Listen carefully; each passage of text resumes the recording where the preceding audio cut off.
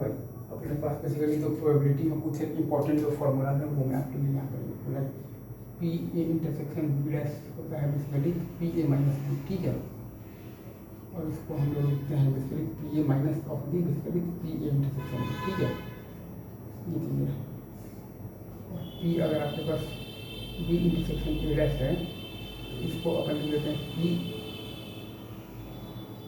Sorry P B dash है ना, अगर अपने पास ये दिया हुआ है P A dash intersection B है, तो इसको अपन लिख देते हैं P B intersection A dash, और इसको अपन लिख देते हैं पी बी माइनस ए, ठीक है। This is equal to P B minus P A intersection B, ठीक है। ये चीज़ है। और अपने को आता हुआ है P A intersection B dash, sorry एक वो भी होता है तो कल डी मॉर्गन्स लॉ, ठीक है। डी मॉर्गन्स लॉ वो ये कहता है कि पी ए बी का dash equal to P A dash मतलब इंटरसेक्शन बी डैश, ठीक है।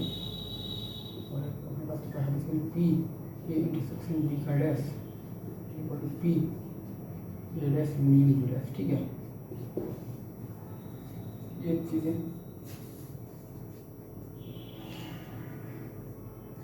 उसके बाद अगर आपके पास है लाइक अगर ए बी आपके पास दिया हुआ है इंडिपेंडेंट इवेंट्स है, ठीक है। इंडिपेंडेंट इवेंट्स है, ठीक है। पी ए इंटरसेक्शन बी होता है आपके पास basically P A into P B, ठीक है। पी ए इंटू होता है आपके पास बेसिकली पी बी। और अगर आपके पास ए बी सी तीनों अगर आपके पास इंडिपेंडेंट इवेंट्स है, ठीक है, तो आपके पास होता है कि पी ए इंटरसेक्शन बी होता है आपके पास P into P B, P B intersection C होता है आपके पास P B into P C, ठीक है। पी सी इंटरसेक्शन ए होता है आपके पास P C into P B, ठीक है। और पी ए इंटरसेक्शन सी होता है आपके पास P into P B into P C, ठीक है। ये होता है। अच्छा, अगर आपका ए बी इवेंट बेसिकली अगर आपका म्यूचुअली एक्सक्लूसिव है, ठीक है, म्यूचुअली एक्सक्लूसिव है, ठीक है, तो आपका होता है basically P A intersection B होता है आपका 0, ठीक है। अगर आपका ए बी सी तीनों ही अगर आपका म्यूचुअली एक्सक्लूसिव है, ठीक है, एक्सक्लूसिव है, ठीक है, पी ए इंटरसेक्शन बी होता है 0, पी इंटरसेक्शन सी भी होता है 0, पी ए इंटरसेक्शन सी होता है आपका 0, पी ए इंटरसेक्शन सी होता है आपका basically P A into P B into P C, ठीक है। नहीं सॉरी ये भी होता है आपका बेसिकली 0, ठीक है। ये चीज़ अब अपन होता है बेसिकली एग्जॉस्टिव इवेंट्स। इसमें आपका सिंपली होता है जैसे P A union B union C equal to 1, ठीक है।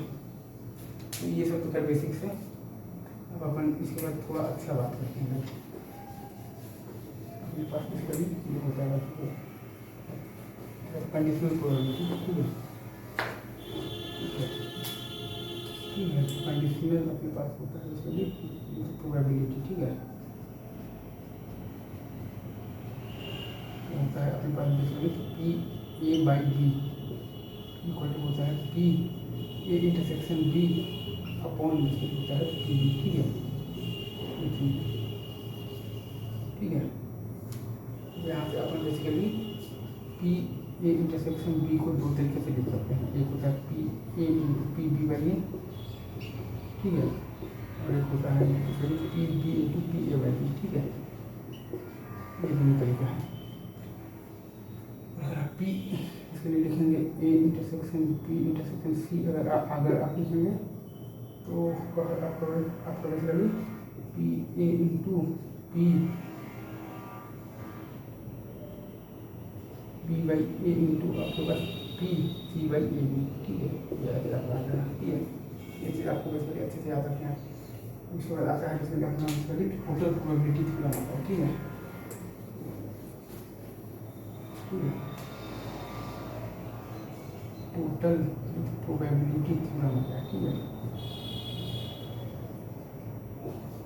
इसमें अपन ये लिखते हैं like sigma P A intersection B I होता है आपका sigma P A into P B I value. ठीक है, या फिर इसको आप लिख सकते हैं like sigma P B I into P A by B I. ठीक है, ये सिंपल है। इसके बाद आता है तो अपने बेस थ्योरम या फिर आता है तो पोस्टमॉर्टम थ्योरम। ठीक है, ठीक है, बेस थ्योरम इसमें अपने ये कहता है बेसिकली पोस्टमॉर्टम थ्योरम।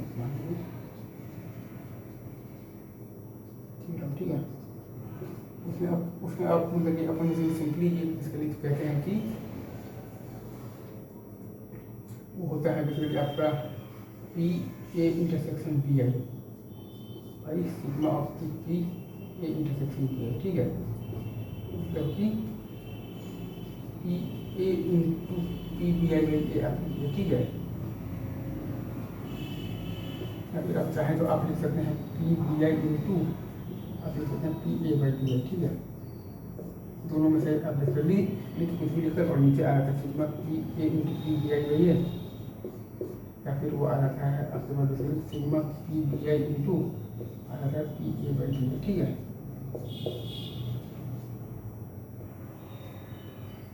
ये बेसिकली आपका वही है पी ए है आपका ये। ठीक है, ये चीज़ आपके पास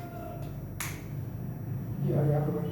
इसको आप ऐसे समझ लेते हैं कि उस रास्ते से ये होने की प्रोबेबिलिटी बाई ये होने की प्रोबेबिलिटी। ठीक है, मतलब आप देखिए कि लाइक अगर किसी आदमी ने बोला कि हाँ इंडिया मैच जीत गया है, तो क्या प्रोबेबिलिटी है कि वो आदमी कि इंडिया मैच बेसिकली सही में जीत गया है। तो नीचे आता है कि इंडिया मैच जीता है और वो आदमी बोल रहा है सच, और प्लस इंडिया मैच नहीं जीता है और वो आदमी बोल रहा है झूठ। ये दोनों ही केसेस में बेसिकली वो आदमी ये बोलेगा कि इंडिया मैच जीत गया है, और ऊपर आता है बेसिकली इंडिया मैच जीता है और वो आदमी बोल रहा है सच।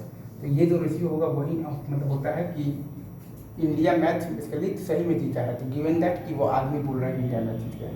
एक बार फिर से मैं रिपीट करता हूँ, अगर बेसिकली एक आदमी बोल रहा है कि इंडिया मैच जीत गया है, तो क्या प्रोबेबिलिटी है कि इंडिया मैच सही में जीता है।